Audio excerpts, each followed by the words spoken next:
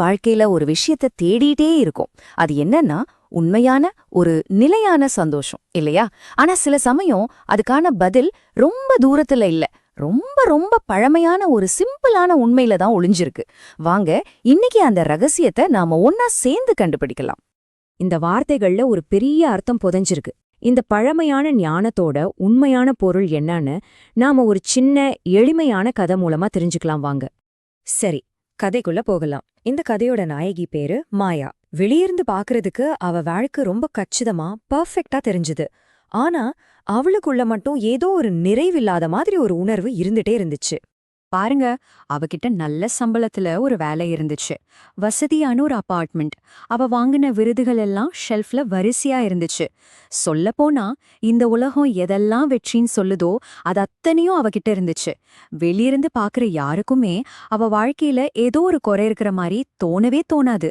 ஆனா உண்மை என்னன்னா, எவ்ளோ இருந்தும் அவ மனசுக்குள்ள ஒரு அமைதியான வெறுமை இருந்துச்சு. அது ஏன் அப்படி இருக்குன்னு அவளுக்கு புரியவே இல்ல.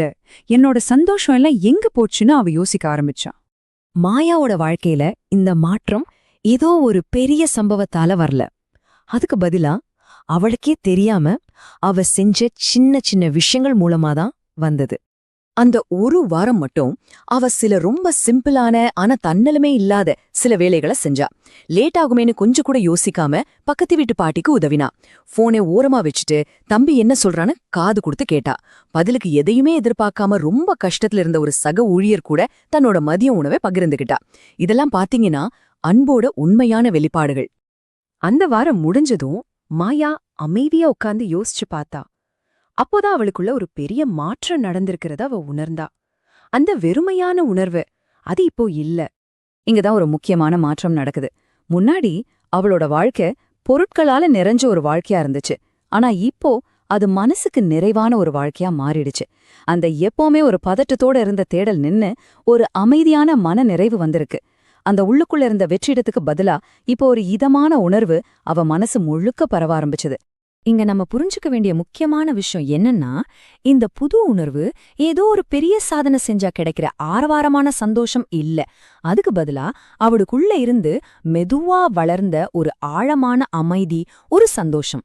மாயா தன்னோட அனுபவத்திலிருந்து கண்டுபிடிச்ச இந்த உண்மை நம்ம ஆரம்பத்துல பார்த்த அந்த பழமையான ஞானத்தோட எப்படி பொருந்துதுன்னு இப்ப பார்க்கலாம். அந்த குறளோட அர்த்தம் இதுதான். இந்த உலகத்துல சந்தோஷமா வாழ்றவங்க அடையிற அந்த சிறப்பு இருக்கே, அது அவங்க அன்பு நிறைஞ்ச ஒரு வாழ்க்கைய வாழ்றதோட இயல்பான ஒரு பலன்தான். மாயா உணர்ந்த அந்த சந்தோஷம் அவ செஞ்ச அந்த சின்ன சின்ன அன்பு நிறைஞ்ச செயல்களோட இயற்கையான ஒரு விளைவு. அவ்வளவுதான். அப்போ இதுல இருந்து என்ன புரியுது? உண்மையான சந்தோஷம்ங்கிறது நம்ம தேடி போய் ஜெயிக்கிற ஒரு பொருள் இல்ல. அது நாம மத்தவங்களுக்கு கொடுக்கற அன்புல இருந்து நமக்கே தெரியாம நமக்குள்ள பூக்குற ஒரு அழகான உணர்வு. இதுதான் நாம இன்னைக்கு கத்துக்க வேண்டிய ரொம்ப சிம்பிளான ஆனா ரொம்ப ஆழமான ஒரு பாடம்.